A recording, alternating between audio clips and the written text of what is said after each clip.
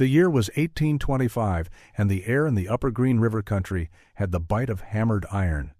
You could smell winter before it ever showed its teeth sharp, clean, and whispering through the pines like a wolf that already knew your name. Men who lived by the trapline understood such omens. Jed Colter surely did. Jed wasn't one for talk. He'd come west with Ashley's men out of Street Lewis, running the rivers and ridges for beaver and fortune. By the time most greenhorns were still arguing with the mud, he'd learned to sleep through snow squalls, to cook bread on a rifle barrel, and to read the difference between a storm cloud and gun smoke from a mile away. But that winter, something came that tested even him, a cold so mean it cracked rifle stocks and drove elk clear off the high meadows. When a man lives too long in such silence, the land begins to speak for him. Jed listened. The cottonwoods creaked like old bones. The wolves howled in closer circles each night, and when his stores began to spoil, he knew he was hearing the land's warning. The problem was meat. Every mountain man worth his salt knew how to dry venison or smoke buffalo strips, but this cold, it was different. It was steady as death itself. Even frozen meat, buried deep in snow, would sour when the thaw came early, or worse, when wolves sniffed it out. Jed needed a way to make it last, not for weeks, for seasons. He was holed up near the forks of Horse Creek, west of the Wind River Range, a lonely country where only the crows dared hunt that time of year.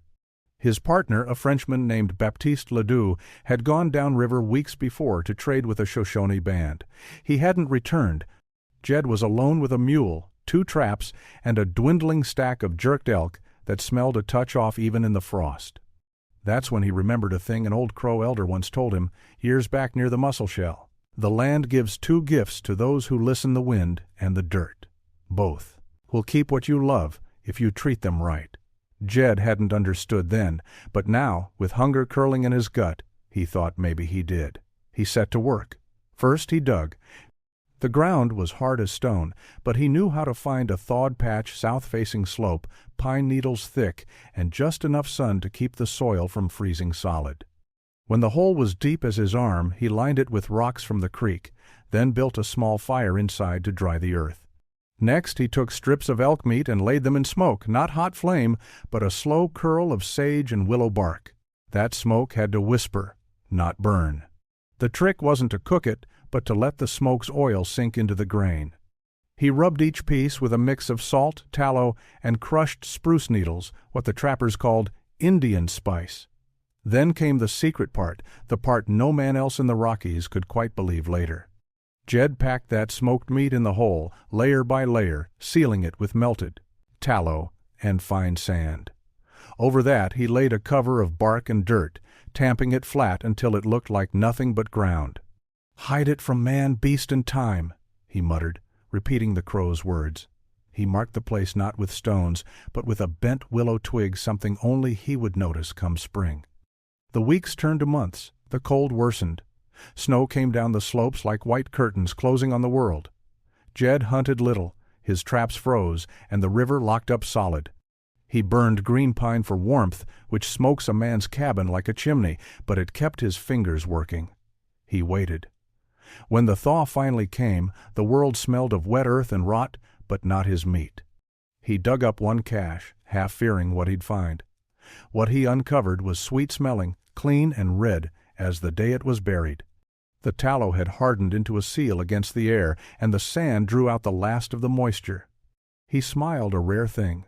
That spring he fed himself, and, later, a small band of trappers who stumbled in near dead from hunger. They called it Colter's Cache, and word of it passed from fire to fire across the mountains. Some said he'd found a magic trick of the Indians. Others claimed he'd buried the meat with some kind of powder. Jed never told. But he did it again the next winter, and the next. The journals of Charles Larpenteur, written years later, mention a curious practice among the trappers of the upper Missouri. Some old hand had learned the way to preserve meat below the frost line, by means of earth and grease, so that it would last 2 seasons without turning. Scholars would later guess it came from the Crows or the Mandan tribes who'd long known how to keep meat through hard winters. But those who'd heard the story at the Green River Rendezvous of 1830 knew better. They'd say, It was Jed Colter's doing, the man who tricked the very land into keeping his belly full. When Jed finally rode down from the mountains that spring, packs heavy with beaver and stories, he carried more than furs. He carried proof that survival wasn't just strength, it was listening. Listening to the earth, to the wind, and to the whispers of people who'd lived with both long before any white man came west. Years later, when he was an old man living near the Big Horns, a young trapper asked him if the story was true, if meat could really keep for 2 winters. Jed just smiled through his beard, spat in the fire, and said, "Son, the land keeps what you treat right. But it don't tell its secrets twice." The summer of 1826 burned quick and bright across the Wind River country. The beaver were plentiful, the grass shoulder high, and the sky so wide it made a man feel small enough to fit in God's palm. But even then, Jed Colter knew the mountains were only pretending to be kind. They always did before they bared their teeth again. He spent the warm months trading with a Shoshone band under Chief Washacky's uncle, Old Bear Claw. The trappers called them the Snakes, though few understood how they could live so lean and still laugh so loud. Jed traded them steel traps for pemmican, and in the evenings they shared stories by the fire, stories older than the rivers themselves. It was there he met a half-crow trapper named Elias Finch, a wiry man with a grin that looked born for trouble.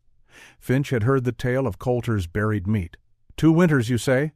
he asked, poking at the coals with his knife. "Seems to me a man who can make meat outlast a winter can make gold out of mud too." Jed only shrugged. "You bury it right, it keeps. Ain't magic, just patience." Finch spat in the dust. "Patience don't fill bellies." That was the way of the fur trade then, each man chasing his own belly, his own luck. The traders from Street Louis offered $1 a pound for clean pelts, and every ounce meant another year off the edge of hunger. But as the season waned, the talk around campfires turned to meat again. A hard winter was coming. Even the Shoshone dogs were growing thick coats early. Jed felt it in the wind, the smell of iron and snow. By October, he had his caches ready, 3 of them this time, each buried deep along the timberline near Horse Creek. He showed no one where. He'd learned enough to know the frontier's worst thieves weren't wolves or crows, they were men with empty stomachs. Then Finch came back. His own party had been hit by Crow raiders up near the Bighorns, he said. They'd lost their stores, their mules, half their powder. He came riding through the sleet, hat caked white, eyes hollow. "Jed, you still got that trick of yours?" he asked, voice trembling more from hunger than cold. Jed looked at him long. He saw the truth in his face, the kind of hunger that makes a man see another as food. He almost sent him away. But he remembered the winter before, when strangers had stumbled into his camp, near dead, and how the land had spared him enough to share. "Come on," he said. "You can eat." They dug one of the caches, the earth stiff with frost. The tallow seal broke clean, and the smell that rose was sweet, fresh as smoked elk. Finch stared, wide-eyed. "By thunder," he whispered, "you done bottled winter itself." They feasted that night, the meat crackling in bear grease, the fire snapping like a drum. Finch drank deep and grew talkative, telling stories of the Yellowstone country, of gold glinting in riverbeds, of trappers gone mad chasing fortune in the cold. Jed listened but said little. The old hunger was still in Finch's eyes. The next morning Jed found Finch gone, and so was half the cache. For a week Jed tracked him north, across frozen creeks, and through snowdrifts that swallowed a man to the waist. The sky turned gray as tarnished pewter. The signs were easy to read. Broken willow, mule droppings, a strip of cloth caught on sage. He followed until he came upon a burned-out camp near a cut bank. There lay Finch, stiff as cordwood. Wolves had found him before Jed did. The stolen meat, untouched, was frozen solid beside him. Jed knelt, hat in hand. He took back what was his, left Finch to the snow, and whispered, "You can't steal what the land don't give." He buried another cache that night, one for Finch, one for the wolves, and one for himself. That was Jed's way of making peace with a country that never gave peace freely. Come spring, word spread among the trappers about the man whose meat could outlast death itself. Some called him Colter the Preserver, others the Grave Cook. Men whispered that he'd learned the trick from spirits or found some old Indian witch to bless his food. Jed said nothing. Let them guess. At the 1827 rendezvous on the Green River, when hundreds of trappers and traders gathered like flies on honey, the talk was all about beaver, whiskey, and Jed's miracle meat. Captain William Sublette himself asked to see it. Jed obliged, breaking open a clay-sealed pouch before a crowd of dirty, bearded men. They passed it around, sniffed, and chewed. It was good damn good. "By God," Sublette said, wiping his mouth, "you could feed an army with this." Jed smiled faintly. "You could feed a winter with it, too." That night, while others drank and gambled, Jed sat by the fire, quiet. He thought of Finch, of the Crow elder's words, "The land keeps what you treat right." He thought of how easy it would be to sell the trick, make a fortune. But that wasn't what the mountains taught. The land gives only what a man can carry, no more. As the stars came out, a young greenhorn asked him how it worked. Jed looked at the boy's clean hands, his new rifle, and said, "You bury it deep under where the frost sleeps. You give it air to breathe, and fat to keep it warm, same as a man." The boy laughed, thinking it a joke, but Jed meant every word. That winter, the snow fell early and heavy. Many trappers died in their cabins, their stores spoiled, their powder damp. But Jed survived again, because he'd learned that food, like faith, must be buried sometimes to live. When spring came, he rode down to Fort Union, traded his furs, and bought a new rifle of Hawken, fine and straight. The clerk asked his name for the ledger. "Colter," he said. "Jed Colter." The man looked up.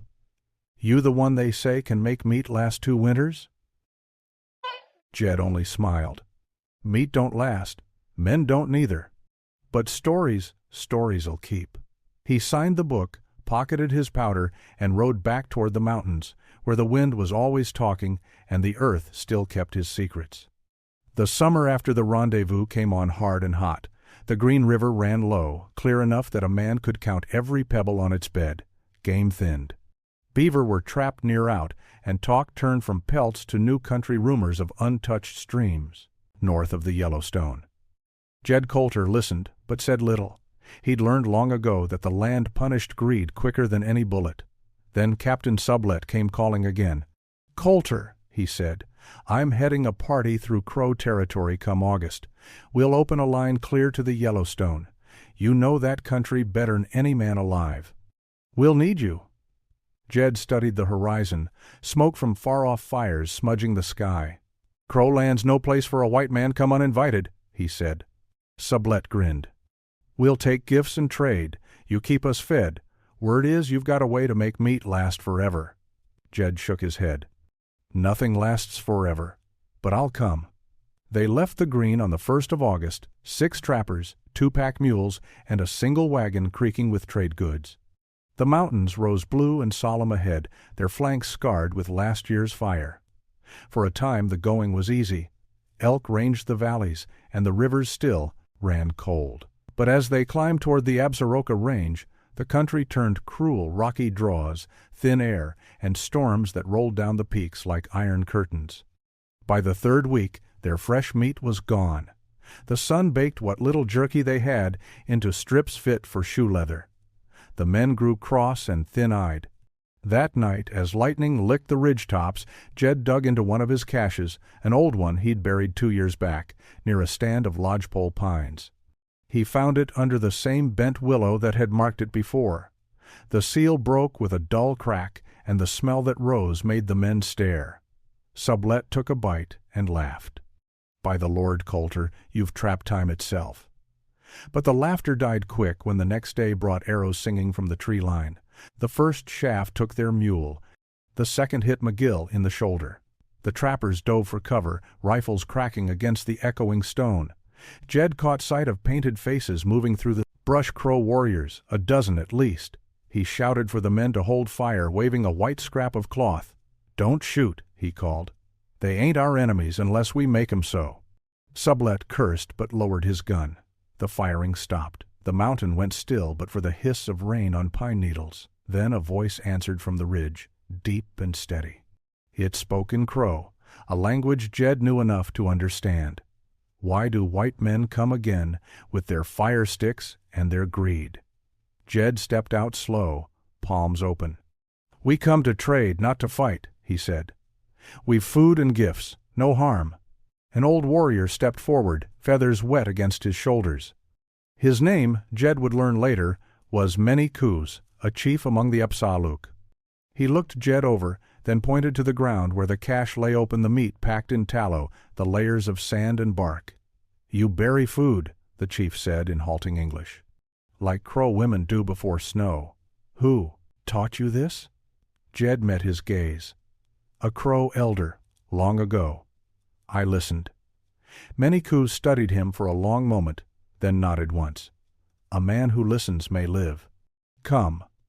They were taken to a village along the Yellowstone's forks, a cluster of tipis, bright with painted symbols, the sun, the elk, the handprint of victory. The Crow women dried berries on rawhide sheets. Children chased dogs through the dust. The trappers watched nervously, but Jed felt an odd calm. The air smelled of sage and smoke and horses.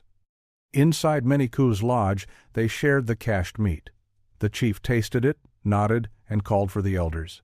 This is good, he said. The white man learned the earth's tongue. Through sign and broken words, Jed explained his method, the smoke, the fat, the sand, and cold earth. The old men laughed softly. Our grandmothers taught us this when the world was new, one said. We hide food in the belly of the ground, and she gives it back. Jed bowed his head. Then I learned from the right teachers. That night, while Sublet bartered for safe passage, Jed sat outside the lodge watching sparks climb into the black. An old woman brought him a small pouch of sweetgrass and said, "For the one who remembers." He tucked it into his coat and thought about Finch, about all the men who'd died chasing fur and glory while forgetting who'd been here first. The Crow guides warned them to leave before the first snows. They did, but the mountains had other plans. In the high passes above the Shoshone River, winter fell in a single night. Snow to the knees, wind that screamed like a living thing. Their horses balked, their fingers cracked. Sublet's men grew desperate. "Where's your miracle meat now, Colter?" one shouted over the gale. Jed said nothing, only pointed to a rise of rock ahead. They dug there, bare-handed, until they hit earth not frozen through, not yet. By the light of a tallow lamp, he worked like a man possessed, smoked the last elk strips, sealed them in tallow, packed them beneath the ground. "For when we come back," he said. The storm lasted 3 days. When it cleared, half the mules were dead and one man frostbitten beyond help, but they were alive. Jed kept them moving, doling out the last of the crow meat piece by piece, telling them, "Think of the sun, think of dirt under grass. That's what we're eating, the promise of spring." When they finally stumbled down into the lower country, lean and hollow-eyed, they looked back at the white peaks and swore they'd never go that way again. Months later at Fort Union, Jed met a young Crow boy working as interpreter for the traders. The lad asked in quiet English, "You the man who buries food like the people?" Jed nodded. "My grandfather says you remember the old ways. He says maybe the land will remember you too." Jed smiled. "If she does, tell her I'm still listening." That winter, trappers across the northern ranges began copying his method. They called it Colter's Keep, though many knew its roots were older than any white man's map. Jed never claimed it. He just kept walking, one ridge to the next, listening for what the wind might teach next. When he was asked years later how he'd survived so many winters, he said simply, "I paid attention. The land don't whisper loud, but it never lies." By the fall of 1842, the old trails were changing. The beaver trade had run its course. Silk hats back east had robbed the mountains of their gold. The forts stood quieter now. Fort Union, Fort Laramie, Bent's Fort, each a little island of memory in a sea that was filling with wagons. The mountain men were fading like tracks in spring slush, and Jed Colter was one of the last who still carried the smell of smoke and snow in his coat. He was gray now, but strong yet. His beard had gone the color of frost, and the lines at his eyes were deep as knife cuts. He spent his sand, Winters near the Bighorn foothills, living in a log cabin he'd raised with his own hands, the river murmuring below like a tired friend. When travelers passed, he traded them dried meat and stories for powder and salt. Some came just to hear him talk about the old days when the rivers boiled with beaver, and a man could walk a week without seeing another soul.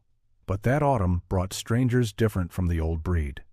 They came not with traps and rifles, but with wagons, wives, and children. The Oregon Trail had opened wide, and the wind now carried the sound of iron wheels instead of rifle hammers. One night, a young emigrant couple stopped at Jed's cabin, a man named Will Tanner and his wife, Clara. Their oxen were lame, and snow threatened early.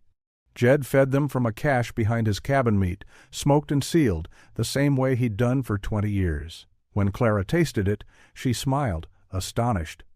"Sir," she said, "this meat's near as fresh as if you'd just cut it." Jed only nodded. "Ain't what a man kills that feeds him, it's what he keeps." Will Tanner leaned forward. "How do you keep it, mister?" "We lost half our stores to rot crossing the Platte." Jed stared into the fire for a long time before answering. "The trick ain't mine. Belonged to the Crow before it ever reached my hands. Smoke, fat, and dirt, that's all it takes. But you gotta listen to the ground. She'll tell you where to hide it." He showed them how. Build a small fire to warm the soil, rub the meat with grease and salt, pack it tight, seal it with tallow, and let the cold earth be the keeper. They worked by lamplight, the snow whispering against the shutters.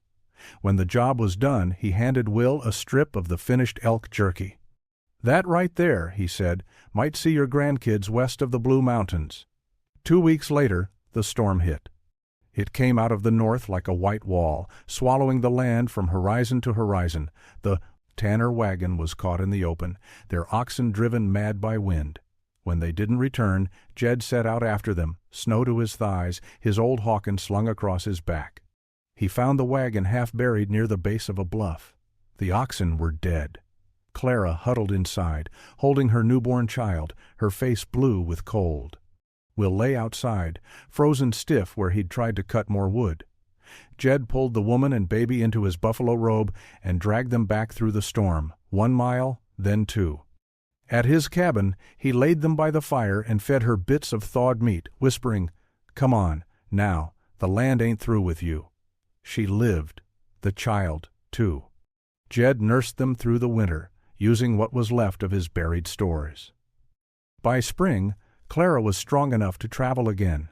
When she left for Fort Laramie, she pressed his hand and said, "Your way saved us. I'll tell others." Jed smiled. "Tell 'em to thank the ground, not me." Word of the Colter method, as settlers called it, spread along the emigrant road. Men began digging cellars lined with bark, sealing venison in grease, calling it prairie beef. None knew how old the trick truly was, nor how it had passed from Crow to trapper to pioneer. But somewhere between the mountains and the plains, it became a legend. As the years wore on, Jed felt the loneliness of outliving one's time. The old rendezvous were gone. Sublet was long dead. Bridger turning gray down at Fort Laramie. The land itself seemed quieter. Buffalo herds thinned, trails turned to ruts. Yet each fall, when the first frost silvered the grass, Jed still dug a hole, built a small fire in it, and packed away a little meat habit more than hunger. He began keeping a journal, scratching words with charcoal on scraps of paper. In it he wrote, not of battles or kills, but of what the mountains had taught him. The land gives, the land keeps. Listen, and do not take more than you can hide. When sickness came, in the spring of '45, Jed felt no fear. He had seen too many winters to begrudge another. He dug one final cache behind his cabin, slow but steady, the way he always had.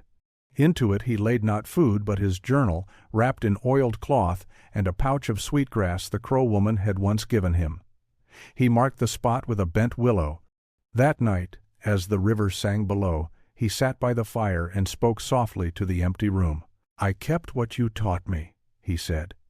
"The meat, the earth, the quiet between storms, I kept it all." Then he closed his eyes.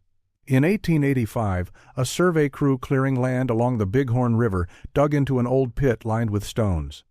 Inside, wrapped in half-rotted bark, they found a small leather pouch and a bundle of papers, still faintly legible. The writing was rough but sure. A man must listen. The ground speaks low but true. Feed her smoke and fat, she'll feed you back. J. Colter. The foreman turned to his assistant. That name mean anything to you? The young man nodded. My grandmother crossed the plains. She told of a trapper who saved her mother with food dug from the snow. They reburied the pit when they were done, covering it with fresh soil and a marker stone shaped like a heart. That evening, as the sun sank over the ridges, one of the men swore he smelled wood smoke on the windsage and willow bark, faint but clear, as if an old fire had just been stirred back to life. Maybe it was imagination, or maybe the land was simply remembering the man who had once listened so well. The Bighorn Valley had changed again. By the spring of 1886, fences had begun to crawl across the grasslands where elk once ran like shadows. The iron tracks of the Burlington line were pushing west, bringing with them towns with names that smelled of polish and tar: Sheridan, Graybull, Cody. Most who came never heard of Jed Colter. Yet his story lingered the way smoke lingers on a jacket long after the fire's gone cold. A reporter from the Rocky Mountain News, a young Easterner named Samuel Dunn, came north chasing that story. He had heard it from a prospector near Fort Laramie, a tale of a mountain man who could keep meat fresh for years. Fiction, his editor had said, but it'll sell papers. So Dunn rode out to find the truth of it. At a trading post near the mouth of the Bighorn Canyon, he met an old Crow woman named White Lark. Her hair was silver, her back bent, but her eyes shone clear as river ice. When Dunn asked about Colter, she nodded slowly. He listened, she said. Most white men talked. That one listened. She led him upriver to a low rise covered in buffalo grass. There, half hidden under a crooked willow, stood the remains of a cabin, nothing left but the hearth stones and a scatter of rusted nails. White Lark touched the ground. He fed the earth here, she whispered, and she still feeds others. Dunn's notebook trembled in his hand. Do you mean the buried food? The trick? White Lark smiled, toothless and kind. Not trick. Memory, same as we do. He learned from my people. That is all. They dug a little where the soil sank soft near the hearth. 6 inches down, the shovel rang on rock. Beneath it lay a small clay jar, sealed tight with hardened grease. Dunn pried it open. Inside, to his astonishment, were strips of meat blackened, dry, but still fragrant with sage and smoke. He lifted one to his nose. It smelled faintly sweet, not foul. White Lark chuckled. The land still keeps his promise. Dunn wrapped a piece in wax paper, marking it carefully. I'll have this examined, he said. If this is truly edible after 40 years. She shook her head. You cannot eat memory, white man. You can only learn from it. That night, he camped near the river. The wind moaned through the cottonwoods, and he found himself thinking of Colter, the solitary man, the firelight on his beard, the way the mountains might have sounded then. He tried to imagine that silence, but the whistle of a far-off train broke it. Weeks later in Denver, Dunn brought the jar to Professor Edward Greeley, a chemist at the Territorial College. The old man scraped a sample and looked up, puzzled. This tallow's still intact, the salt content's high, and see here the inner layers kept the meat from oxidizing. Remarkable preservation. You say this came from Wyoming soil? Dunn nodded. A trapper named Jed Colter. Died about 1845. Greeley leaned back, thoughtful. You've got a piece of history here. The same principles we use now in canning exclude air, seal with fat he knew by instinct. The newspaper printed Dunn's story under the headline, The Man Who Outwitted Time, a Frontier Secret Rediscovered. Readers loved it. They imagined a hermit alchemist in buckskin, stirring pots over a mountain fire. But the few old hands who still remembered the trade just smiled. They knew it. Wasn't magic, only patience and respect, 2 things the new century seemed to be running short of. Over the next decade, ranchers across Wyoming began using Colter pits, small stone-lined holes where meat was stored during drives. Even the U.S. Army Quartermaster's Office sent men west to study the method. Yet in every report, somewhere between the measurements and the diagrams, someone mentioned the same phrase. The man learned it from the crow. By 1895, Samuel Dunn returned to the valley. He found White Lark near death, wrapped in a buffalo robe outside her daughter's lodge. He knelt beside her and said softly, "They're teaching your people's way in the cities now, calling it the Colter method." Her breath came thin but steady. "Then right true," she said. "Right that the mountain taught him, and we taught the mountain," he promised.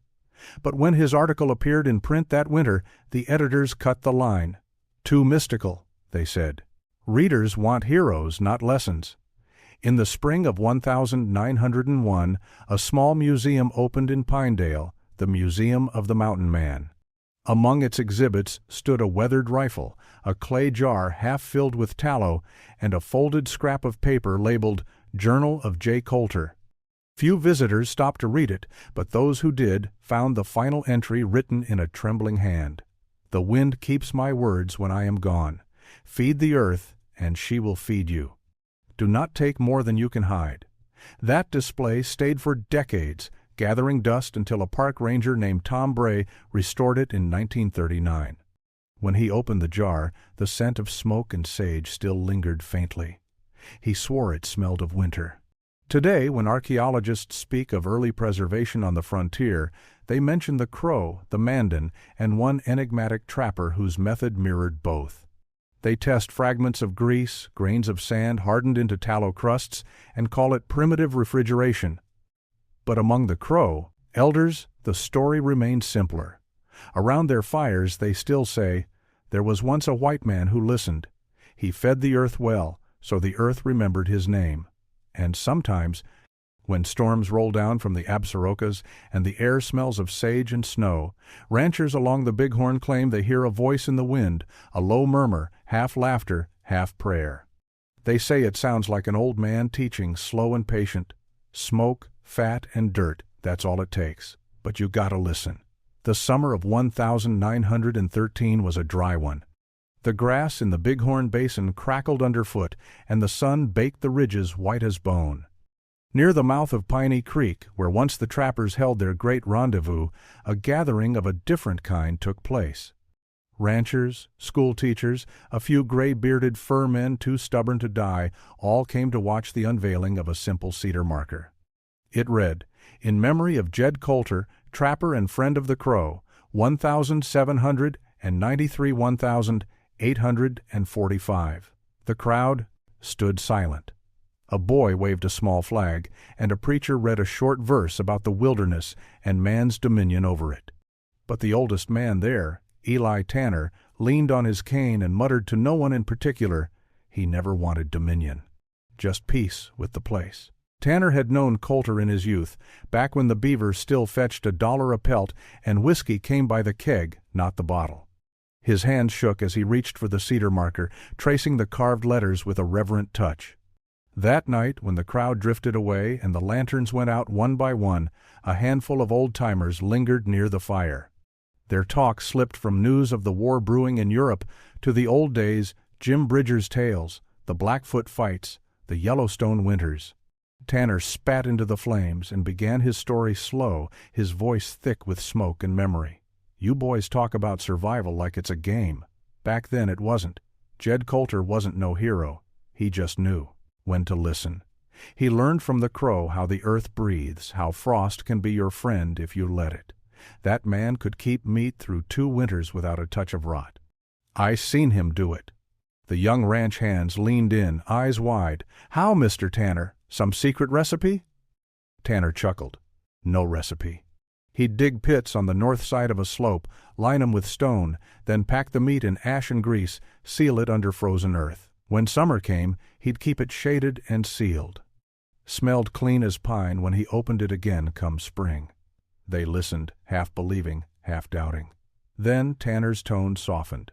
But it wasn't just the method, it was his manner. He treated the land like kin. That's why it gave back. He stared into the coals, seeing something far away, perhaps the shadow of his old friend, trudging through snow with a pack of venison and a heart full of patience. In 1922, a young anthropologist named Dr. Helen Remington arrived in Wyoming from the University of Chicago. She came to study crow preservation techniques and the influence of fur trappers on indigenous foodways. Her notebooks filled quickly with interviews, sketches of tools, and careful references to early journals Schultz, Larpenteur, Beckworth, each confirming that trappers had borrowed much from native methods. But it was the story of Jed Colter that caught her scholar's curiosity. At the Museum of the Mountain Man, she examined the clay jar recovered decades earlier. The curator, a quiet man named Bray, still kept it in a glass case. When she asked to test its contents, he hesitated. "You think there's still truth in that old tale?" he asked. "Every legend starts with truth," she said. Remington scraped a sample for analysis and sent it to the Smithsonian Laboratory in Washington. Weeks later she received the results. Traces of sodium nitrate, sage ash, and rendered fat components scientifically recognized as natural preservatives. In her published paper, The Ethnobotany of the Crow and Early Frontier Preservation Methods, she wrote, "It is likely that Jedediah Colter's so-called hidden trick was a synthesis of crow burial food practice and fur trade necessity, a perfect meeting of need and respect." The paper earned her modest recognition. But more importantly, it reintroduced Jed Colter's name to academic circles, not as a myth but as a bridge between two worlds. That same winter, Dr. Remington visited the ruins of Colter's cabin. Snow covered the foundations like a blanket.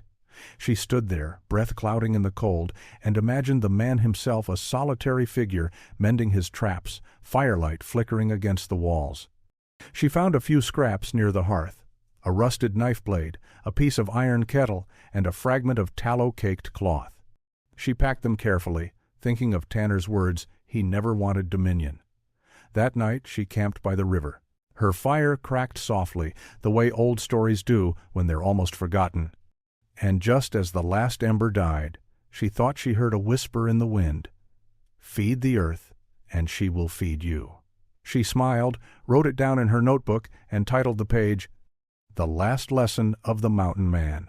Through the 1,930 seconds and 40 seconds, ranchers in Montana and Wyoming quietly revived Colter's preservation technique. They adapted it with canvas and tin, but the principle remained the same: airless, shaded, respectful storage using natural cold and fat. During the Dust Bowl years, when supply lines failed, some families survived on those Colter caches.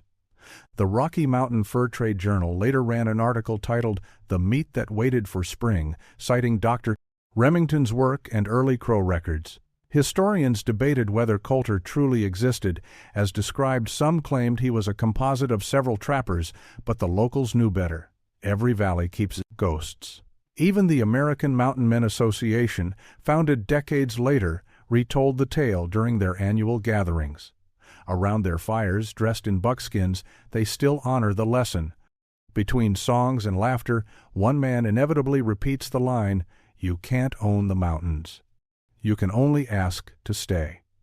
100 years after Colter's death, in 1945, a young man named Tommy Red Elk, half crow, half white, camped on that same ridge above the Bighorn. He was 17, restless, and full of stories told by his grandfather about a white trapper who listened. When rations ran low that winter, Tommy dug into the frozen earth near the old cabin site and found, to his amazement, another clay pit sealed with grease and ash. Inside lay meat dried, petrified, but still shaped in neat strips. He didn't eat it, of course. Instead, he packed a handful to take home. Years later, he would display those same fragments at the Crow Agency Museum, labeling them "Legacy of Jed Colter, the Listener." By the dawn of the modern age, when refrigeration had long replaced cellars and smokehouses, the legend of Colter might have faded into folklore. But somehow it endured. Historians cited him in food science journals. Naturalists quoted him in essays about sustainable living. Even television documentaries would someday feature his name alongside Smith, Bridger, and Beckworth. But in the Bighorn Valley, the old folks still told the story differently. Jed Colter didn't cheat death or time, they'd say. He just learned how to live with both. And when the wind came off the mountains, cold and dry, rattling the cottonwoods, some swore they could still catch a faint smell of sage and smoke, a whisper of tallow and ash beneath the snow. Maybe it was only the wind, Or maybe, as the crow believed, the earth remembers those who fed her well. The first snows of 1957 came early to the bighorns. They laid a quiet white over the ridges, softening even the scars of the old trails. Up above Paint Rock Creek, a single rider climbed slow through the drifts, Elias Eli Colter, great-grandson of the man whose name still whispered in these hills. He had come west from Street Louis with one thing in mind, to find the place where his blood began. He wasn't a trapper or hunter. He taught history at a small college back east, but every letter, every half-told story in his family line drew him here. The locals called him Professor, but he carried himself like a man who'd rather listen than lecture. On his pack horse he carried a tin box, wrapped in canvas, filled with old maps, a battered copy of The Life of Kit Carson, and a dog-eared transcript of the article written by Samuel Dunn, the man who outwitted time. Eli followed the river north for 3 days until he found what he was looking for, a hollow in the hillside, overgrown with sage and chokecherry. There, half swallowed by the earth, lay the faint ring of stones that once marked Jed Colter's cabin. He dismounted, brushed the snow from the stones, and set up camp. That night the wind came down off the high peaks, sharp and clear. It carried the same lonely cry that his ancestor must have heard, part wolf, part spirit. Eli sat by the fire, the old journal open on his knee. The handwriting was shaky, faded, but still legible. "The wind keeps my words when I am gone. Feed the earth, and she will feed you." He traced the words with a gloved finger. What did they mean now, a century later, when the world had forgotten how to listen? At dawn, he walked the hillside. The air smelled of sage and frost. He found, buried under loose soil, the rim of a clay pot, nothing more than a fragment, glazed with tallow long turned to dust. He turned it in his hand, feeling the rough texture, and whispered, "You were right, old man. The land remembers." He decided to stay a while. Over the next week, Eli experimented the way his ancestor might have. He hunted small game rabbit, grouse, and built a low pit in the frozen ground, lining it with river stones. He rendered fat, mixed it with ash, and sealed the meat the old-fashioned way. He knew it wasn't about proving anything. It was a kind of communion, an act of respect. When he was done, he covered the pit and marked it with a small cairn of rock, just as the crow once did. That night, clouds rolled in. A storm hit, hard and sudden. For 3 days he was snowed in, his tent half buried, his fire barely alive. But he didn't panic. He read by firelight from Larpenteur's memoirs, imagining those long winters when the fur men vanished into the wilderness, unseen by any but the mountains. When the storm passed, the world was clean again, shining and silent. He dug up the pit not to eat, but to check. The meat was cold, perfectly sealed, smelling of smoke and sage. Just as the story said. He smiled. "So it was true, grandfather," he murmured. "You weren't a myth after all." IHave.org